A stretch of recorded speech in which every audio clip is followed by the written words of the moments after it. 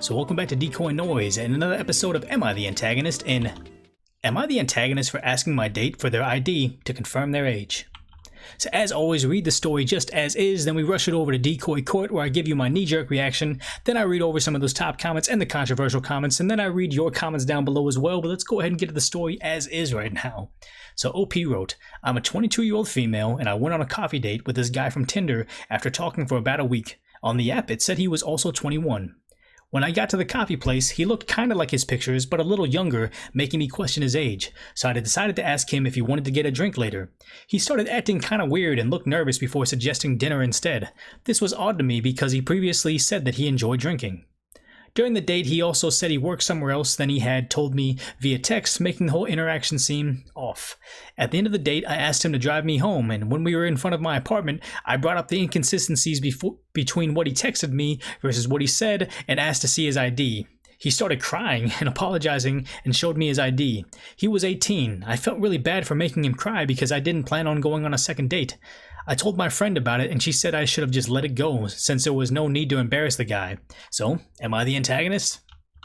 So as always, got to take the case over to Decoy Court, give you kind of my knee-jerk reactions, and, well, I guess Exhibit A would be the whole idea of the new generation of trust but verify, and, sometimes you just got to trust your gut, and a lot of intuition is not being able to put your finger on a situation, but just, circumstantially knowing something is amiss. And, I haven't been back to work in a very long time, but a big component of what I do is, in-person interviews, and the idea that when you're in the field as long as I have, when someone breaks their speech pattern, it's not something easy to quantify, but it's even harder to train someone into seeing it, but it's just this feeling, and on a first date, coffee date, everything's flowing. Oh, how many siblings do you have? What's your worst fear? Goals for this year? Dream job? What do you like to drink? And then you have this hard turn, their pace changes, and you don't know exactly what happened, but something did happen. And when someone switches from speaking from memory to speaking from fiction, it's a very obvious turn, and good on OP for seeing it, which kind of brings me to Exhibit B is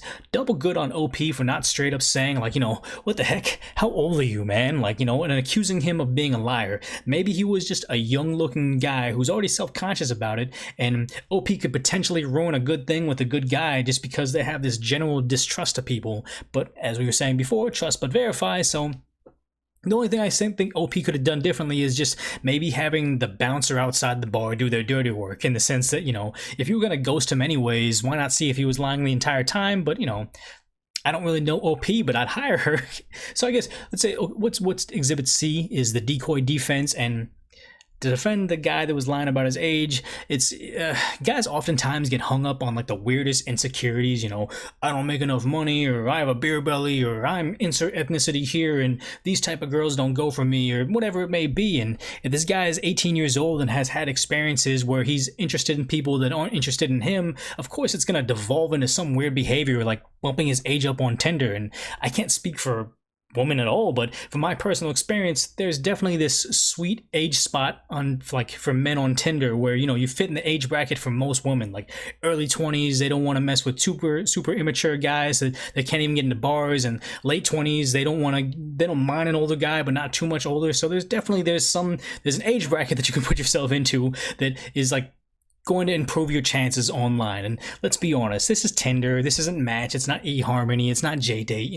Many relationships start from Tinder, but for the most part it's just about finding something to do that night, or maybe making somebody jealous somewhere. So if someone's going to be offended by someone telling them lies on the internet, I'm sorry, you're probably going to have a bad time. But I guess we only want to judge OP in this situation, and I'll go ahead and say, like, there's no antagonist here, especially since the guy ended up crying, where him crying is the exact reason why they girls would want to avoid dating someone in that age range. And I guess the good thing for the guy is he has a lot of time to grow up and evolve into the man that she would probably want to date later on. It's just not now, but hey, that's in the future, not in the past, so it's good on him. But good on OP for being perceptive enough to know something was amiss, and also being savvy enough to call him out on that lie without actually having to call him out on that lie with the bar suggestion. Like, just like me, I know that not all of you guys are subscribed when you say you are, with the notifications on, and I'm just going to keep on asking for your subscription until you realize you love hanging out with Decoy and the Decoy Koi Pond in the comments down below, because as the videos get inconsistent, you want to be involved with the conversation as soon as it gets started. So, you know, why not be in the know? But let's take a short break right now and kind of see what everybody else in the Decoy Koi pond is thinking down below before we read those top comments, because I'm sure this will kind of change my mind. So the top comment, this is on fire, says, not the antagonist. That's manipulative and gross. And if he's not called out on it, he's likely to keep doing it to other women. Report his Tinder account. Edit, if you're sitting at your computer thinking about commenting on how women do it more often and women do this too, ask yourself where I said it's only gross because he's male. Also, go for a walk or something, bro. I don't care.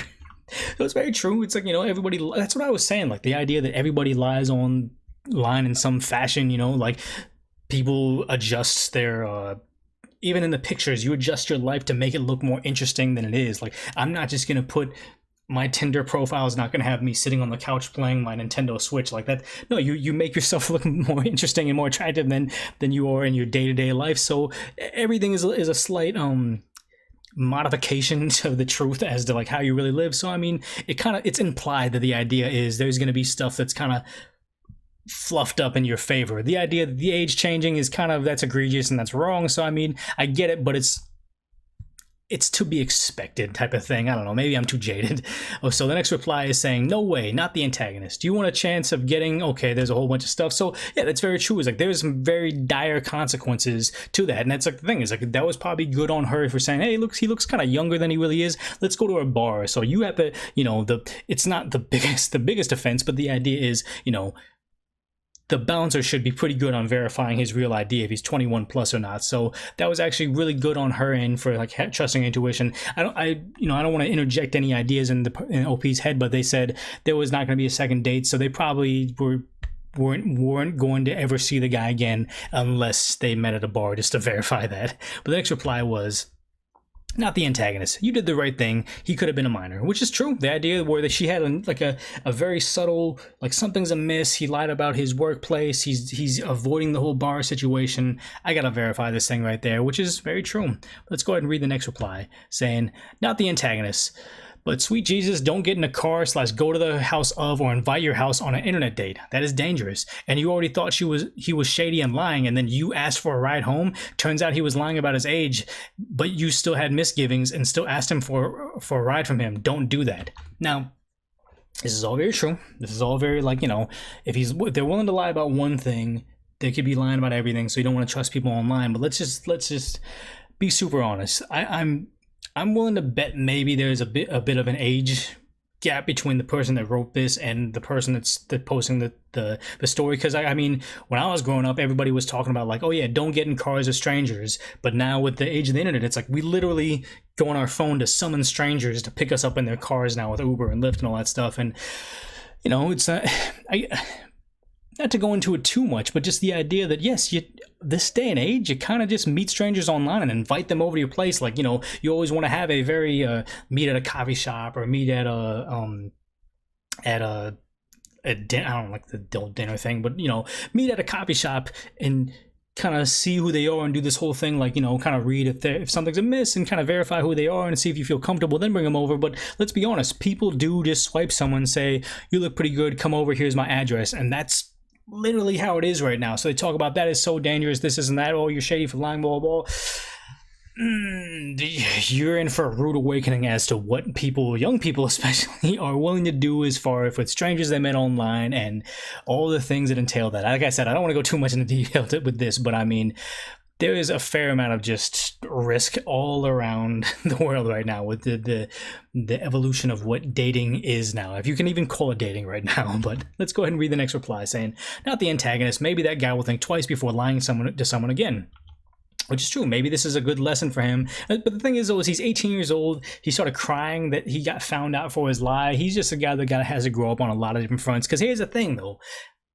Here's my little dating advice spiel right here. Is like, whatever it is, like if you're on a date with somebody and you're like 18 years old and she's 22 and you feel weird about it, if you start acting weird about it, they're going to feel weird about it too. But if you're just actually 100% comfortable, it's like, yeah, I'm 18, but you know, I'm taking like, 301 courses in college right now. I'm pretty mature and I have my own job and this isn't that. Like, you know, there's definitely something to be said, like, oh yeah, like people make exceptions because you're an exceptional person. So maybe if he just got more comfortable with his life, he's not gonna have to lie about it anymore. But that's kind of what goes into just having to lie about his age, because he's insecure about it. So let's just go ahead and read the next reply saying, not the antagonist. They quote the whole idea that he was 18 and they felt bad for making him cry. They said, never ever feel bad about making someone cry because they lied to you. Believe me, they're only crying because they were found out. Most liars won't give you the satisfaction. So when it does happen, point and laugh. Be happy you've seen through them. The one thing I would say about this is pointing and laughing isn't going to make the situation any better. They already knew they were going to step away. So that's why the friend was piling on OP, saying like, you didn't have to do that. You didn't have to call him out and see his ID to the, yeah, you were kind of a loser little kid or whatever. Get out of my face, or don't ever lie to me. It's like my whole analogy of the whole, if they misled you, if you're in a relationship for 3 years and they misled you for 3 years, just chalk up those 3 years as an L. That's a loss. Just put it in your past. But if you spend the next 3 months thinking about that person and trying to get back at them, that's on you. Now you're just wasting your own time. They already told you exactly who they are. So in this situation, if he already said, okay, look, you lied to me, I wasted one coffee date on you, all right, it's over. Not like, okay, now let me try to be vindictive and get my revenge on you and point and laugh at you. It's like that doesn't help anybody. It doesn't help him, doesn't help you. It's one of those situations that, yeah, you don't want to feel bad for making them cry, but also you don't want to waste your time just being the antagonist, being a jerk when you didn't have to be, where he already feels bad enough as it is. So just let him be. Like, he knows what it is. That's his punishment. You don't need to be the Karen of the online Tinder dating world where you need to punish all these people. Like, you look at his profile, he's 18 when he said he was 21. Like, okay, now that I know you're 18, not 21, let me speak to your manager. Like, that's not how it works, or that's not how you should be spending your time. The top controversial comment with massive downvotes is, everyone sucks here. Him for lying and you for bringing it up when you were going to dump him anyways. And that's one thing I would say, is everyone actually like going to dump him. That wasn't like a relationship where they were getting broken up with. It was just like she was going to ghost him anyways. But he's the antagonist for lying, but he's kind of the antagonist for just like, I gotta see the ID. But at that point in time, she doesn't owe him anything. He was a liar, so no, I'm not blaming her for that. And the next person saying, yeah, it's kind of rubbing insult to injury. I don't understand why everybody here is trying to stand up for that guy. Like, obviously, I'd do it in the Decoy Court, the Decoy defense, because I want to give everybody their fair shake and kind of go to extreme lengths to try to make them seem like kind of a someone you should have, what's the word? Someone you should have sympathy for, but. Nah, I don't really care about the whole like rubbing insult to injury on a guy that was willing to lie to somebody to try to get a date or whatever. But the next reply was, he should be held accountable for lying, which is true. He should be accountable for lying, and if his tears are what his punishment are, then yeah, that's probably what his punishment needs to be, because he's, I don't want to say he's a terrible person. He's a kid that he's learning how to adult and how to date in the real world or in the adult world. So I mean, yeah, he's. I'm stuck between the whole trying to do the Decoy defense and also pile on him because he's a jerk. But let's go ahead and read the next reply saying, no antagonist here. Completely reasonable for you to ask. And the other guy wasn't exactly being an antagonist either. Negative 53 votes. And I guess that's the one thing that I was thinking, the idea that I guess I try to like take a little sympathy for the guy in the sense that he's insecure about his age. And, I've had like, what do you call it, younger friends that are on that fringe of like, early 20s, mid 20s, where they'll meet girls, I don't want to say in the wild, but they'll meet girls at bars, they'll meet girls over by like the shopping mall, the coffee shop, and they kind of inherently know that they're a little bit too young for them, and the guy just, he feels like, oh yeah, the game is going well, they like me until they verify my age and they realize, oh, you're only 21, oh, you're just a baby, no, like I need a guy that's like at least past college or whatever. And they get this really weird thing where they go to great lengths to not admit that they're like early 20s, when I'm wholeheartedly certain that if they just got very comfortable with the idea that they're just, hey, they're a good looking young guy with a cool job, girls will just kind of be okay with it. It's just the idea where they're just kind of like, I'm a little bit uncomfortable with you being that young, and like, okay, just actual scenarios. Like, I'm a little uncomfortable with you being 28, or me being 28 and you being 22. I don't know. And then if the guy was just like, my friend was just like, no, that's okay. Like, I'm pretty mature, and most girls are like, my age are still like into that really early college drinking sorority stage, and I'm just not into that. And if they came across saying that like with conviction and just being comfortable in their own skin, I'm sure the girl would have that would have been well received. Like, okay, that makes sense. Like, you know, if you're more mature, then we can give this a shot and they can get over that hurdle. But it's just, that's part of the immaturity situation. That's part of why they're not looking for guys like that, because they don't want them crying, and they also don't want them unsure about whether their age or not is an okay or a bad thing. The next reply with lots of downvotes was, everyone sucks here. Him more than you for lying about his age, and you a little bit more of an antagonist for asking for ID when you weren't planning to go on a second date anyways. Had you actually been considering a second date, I would have said he was the only antagonist. So I would say that she's not really the antagonist because she just wanted to know, like, general curiosity. She would be the antagonist if in the middle of the date, they're having a good time, they're laughing and everything. She's like, what the heck? How old are you really? Where do you really work? And you know, being kind of a jerk if he was just insecure about it, just having a baby face or something. But I see why they got a whole bunch of negative votes. But then let's just go ahead and read one more controversial reply of lots of downvotes, which is, everyone sucks here. He should have not lied about his age, where he worked, anything really. You were not planning on a second date / get together anyway. Was it really necessary to humiliate him by demanding his license? A gentle, hey, you're nice, but things seem off and adding up, would have let him see his mistake without humiliating him. He's probably new to online dating and could have used a much more gentle approach. So here's the thing, is they got negative votes for that, because yeah, no, F you. Like, they don't need to. She's 22, he's 18. It's not like, oh, hey there, little buddy. Like, so just so you know, with online no, it's the real world. Like, take off the freaking the sippy cup lid on the drink and let him drink like an adult. Like, just tell him, hey, call him out on his BS. You don't gotta be a jerk about it and point and laugh at him, but it's just like, hey, no, that doesn't work for me. Like, you can't just lie about your age. You have to be who you are, that sort of thing. So no, I don't think that we need to give him, like, you know, training wheels on his online dating just because he's new at it. It's like, no, give him the bitter reality of it, because that's how it is. You're not dating mommy, and she's not taking care of you on your dates. It's actual new people, and people that actually will give you consequences for your actions, just like lying. Like, let's say they got 5 dates into it, and later on, then he has to admit that he's only 18 because they can't go to a bar for her birthday dinner or something. Like, he got, I think, there was an appropriate punishment for his crime. So as always, just let me know what you're thinking down below. Give me a comment that makes me think, and you can earn that yourself, that Decoy coin.